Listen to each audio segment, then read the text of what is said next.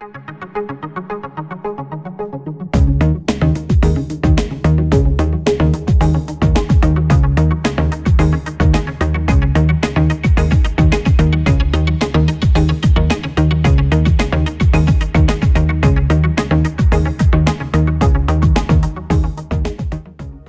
start. So, with 19, I decided I want to become the best therapist in the world, right? And for this reason, I was super excited to finally leave high school and go on to university in order to study. And I had pretty high expectations for university. First of all, mentors. I thought my professors would be like my mentors, who were like open books, who can ask questions and bounce ideas off.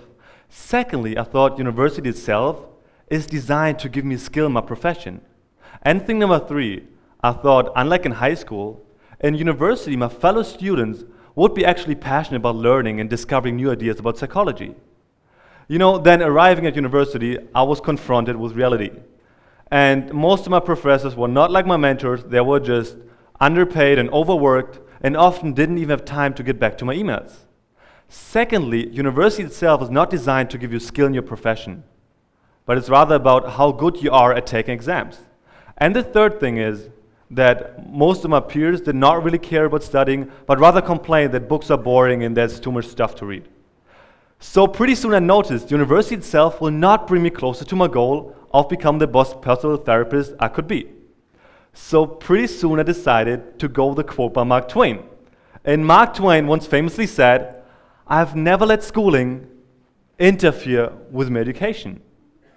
And that's what I would do from then on. You know, on the side, I would finish my degree simply because it's necessary in psychology in order to have a certain standing. But then I would devote most of my time towards taking my education into my own hands. This would mean over the last years, I would try all number of things, how I can basically educate myself.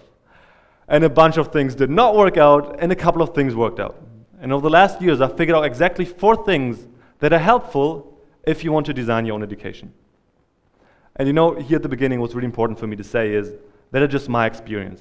I don't think it's the right way, and I don't think it's the best way. I'm 22, I have not figured it out yet. But maybe some of the things might be helpful for some people. So, before I start, a small appetizer of what I exactly will talk about. And I will tell you how I managed it to get therapy and coaching education with 25,000 euros without paying a single cent for it. Secondly, how you can learn from superstar mentors. And how I managed it to learn from Nobel Prize winners, best-selling authors, and founders of whole psychotherapy directions. How I also managed it to give talks all over Germany and Austria at the age of 19, sometimes for 200, 300 people, and how I managed it to give a guest lecture at the University of Vienna when I was 20. And for those of you who still care about traditional and formal education, those techniques also helped me, though we'll not talk about it, also helped me to get exchange scholarship for a top 10 university in the world, despite having shitty grades. So let's start. And my story basically begins here. With 18, I broke my left arm. And back then, I was a professional basketball player. So breaking my arm would mean I couldn't play for half a year. And before this, since I was 12, I had 2 times practice a day, games on the weekend. So this would mean I had spare time for like literally the first time. My dad kind of jumped on this opportunity. And he was a therapist back then. And he offered me to read books about psychology for him. Then record it so he could listen to the recordings in his car. And at the beginning, I just did it because he just paid me way too much money for this. So I started to read dozens of books over half a year, simply because he paid me.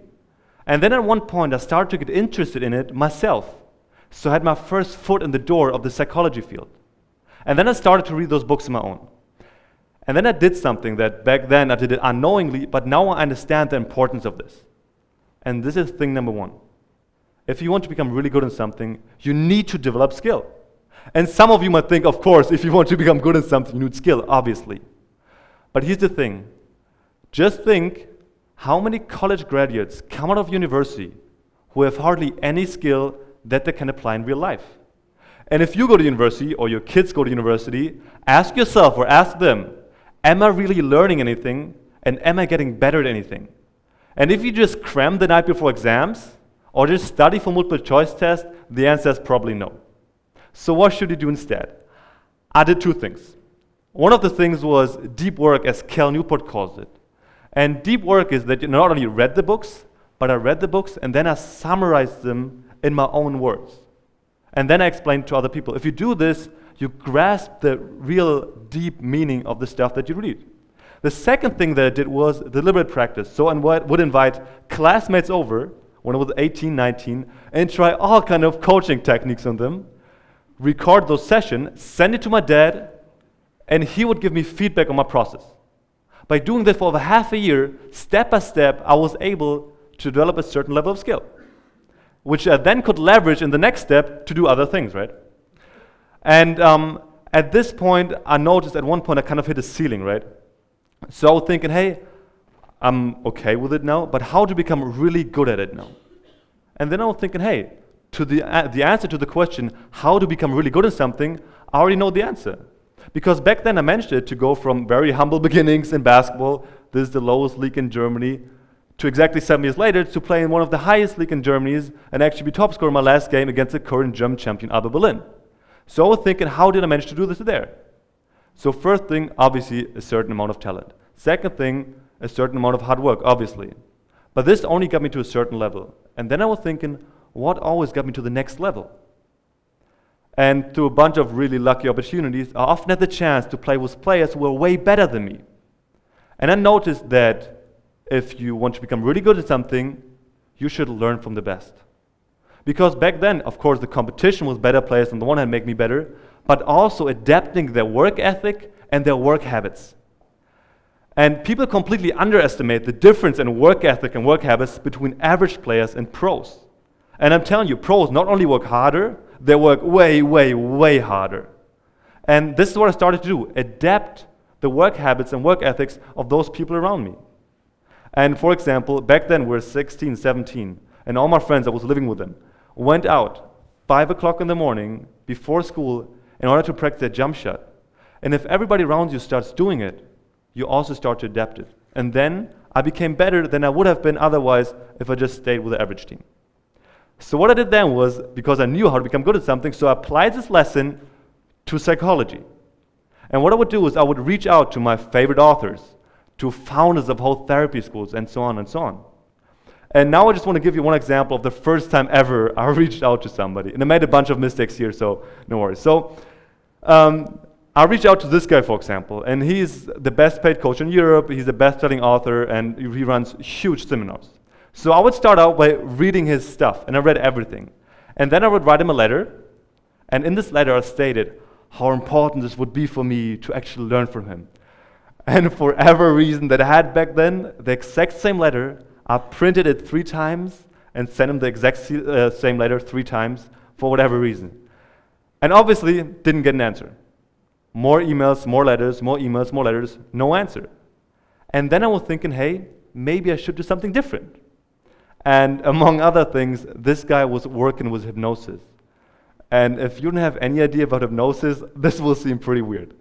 So what I did was I wrote him a letter, which at the same time was a trance induction. So it would read the following. And while your eyes glide across the lines, you can start to relax more and more and understand how important everything in this letter might be for you. And I sent it to him, and I finally got an answer. And I was so happy that I got an answer that I didn't even care it was a no. But a few emails later and a few weeks later, he actually agreed, and I got my first scholarship worth 3,500 euros, and actually went on in order to learn from him face to face, and that's me and him on the stage. So, by this I want to show you it's possible to actually reach out to those people. And I made a bunch of mistakes here, and I think the biggest mistake I made here was that I just focused on what I can get. And if you want to learn from a person that is on a higher level than you, you should focus on what you can give to the other person. And this can be everything, from taking off some menial work from their shoulders, redesigning their website, doing social media for them, whatever it is that adds value to them and brings you close enough to actually learn from the person. And there are a bunch of examples how different people did it. And I talked, for example, to those guys.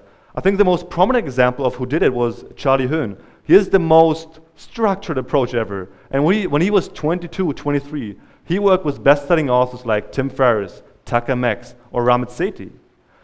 Edward Drews was 17 and applied lots of hustle when he became the right-hand man of best-selling author Matthew Hussey. Or Max Tornoff, actually from Vienna, he worked 4 internships over a whole year for free, just adding value, and then went on to become the right hand of one of the leading dating gurus. And now he has thousands of YouTube fans himself. So what I want to show you with this, it is actually possible to do this. And whoever I talked to, whether it is Daniel Kahneman or Paul Ekman or Cal Newport, they all said how important it is to have a skilled mentor. And it is possible, but you need to understand that if you want to do this, you need to put yourself out there and actually take an active role in this process. Or as my buddy Edward Drew says it, don't wait for Mr. Miyagi to come around.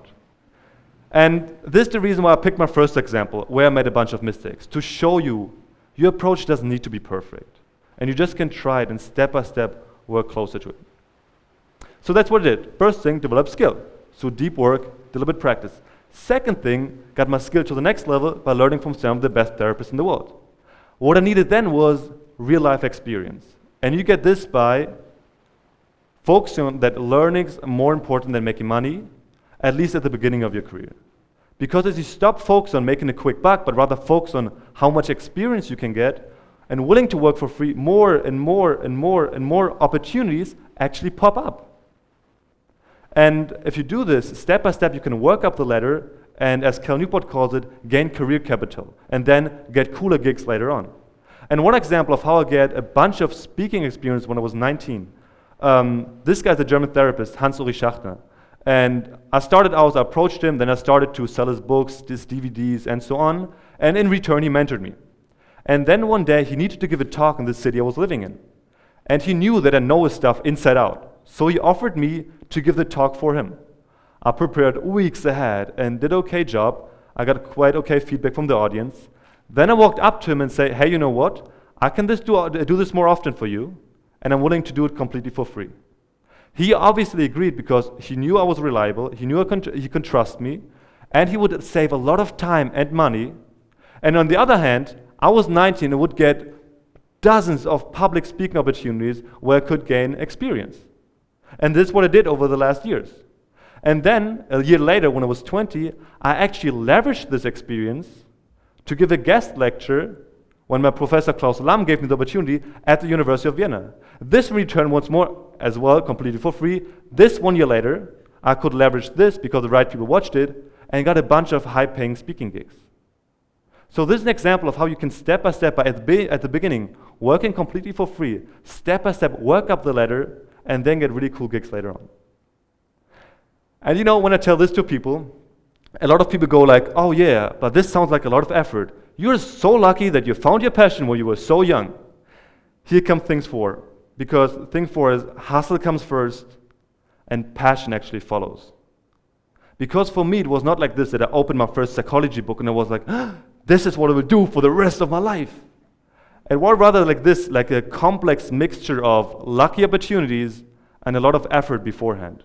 So first lucky thing, my dad is a therapist. So I was always surrounded by therapy. And then when I was 18, I was really lucky that my dad paid me to make the initial effort. But still, I made the initial effort, you know. And then here's the interesting thing. Even when I started with all this deep work on deliberate practice, still from the exact same time, I have an application where I actually applied at the university to become an engineer. So I was not always sure if I really wanted to do this. But sticking with it over a long period of time and applying the effort step by step gave me really interesting opportunities. And now, obviously, I ended up with something that I really care about and really love. And I think a lot of young people especially underestimate the complexity and the effort it takes to arrive at a job or a career that really matters to you. But there's also good news, because as soon as you start to apply the effort, you can rise to the top pretty easily because most people are not applying it. So, for this reason, I want to encourage you to take your education to your own hands and start to develop skill by deep work and deliberate practice. Then reach out to the luminaries of the field because it's easier than you might think. And then be willing to work for free to gain hands-on experience and step by step work up the ladder. And then thing number 4, you might end up with a career that really matters to you. But I also want to warn you, because if you start to do this and stray away from the normal path, 2 things will happen. On the one hand, a lot of people will just wait until you fail and will tell you what you're doing is the wrong thing. But this is all right, because they have to justify their own crappy decisions. The second thing is, you will need to get accustomed to this word. Because if you're young and you don't have any skills yet, and you approach the luminacy of your field, you will obviously be rejected most of the time. But this is okay and just part of the process. And of course, it might get rough here and there, but in my opinion, it's worth it. At least it was worth it for me. Because I actually got all those things that I hoped for in university. First of all, as I told you, I got a bunch of mentors. Secondly, I not only got skill, but I also got real life experience.